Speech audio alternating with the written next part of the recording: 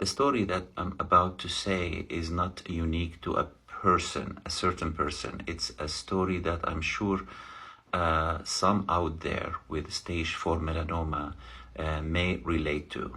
So you were diagnosed with stage 4 melanoma.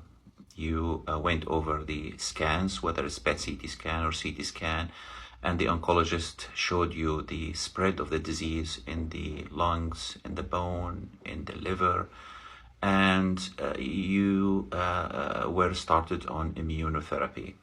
It could be single agent immunotherapy such as pembrolizumab, nivolumab. It could be double immunotherapy such as Yervoy and Opdivo, and now we have relatlimab and nivolumab, or it's called Opdualag. You went through the first treatment, it was fine. You got the second treatment, and then you were hit by a bad side effect. It could be pneumonitis, severe pneumonitis. It could be diarrhea, running to the bathroom every 2 hours with severe diarrhea. It could be abdominal pain, maybe inflammation of the liver, inflammation of the pancreas. Maybe the immunotherapy side effects were severe enough for you to be in the hospital. You are started on high-dose corticosteroid therapy, and you're taking, for example, prednisone and tapering down. You get discharged from the hospital after 4 or 5 days. You're feeling a little bit better, but weak. And you follow up with an oncologist like myself, and I tell you, at this point, we need to hold off on immunotherapy. You are still taking prednisone, and I recommend that you come back in about 6 weeks to have another scan. You are anxious.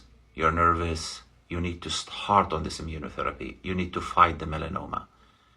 But I want you to chill, step back a little bit, and again, I tell you, you got to take care of the side effect. You are on a high-dose steroids. It makes no sense to give you immunotherapy at this point. Let's manage the side effect. I know it's a nervous period. You're very anxious. You want to fight the melanoma.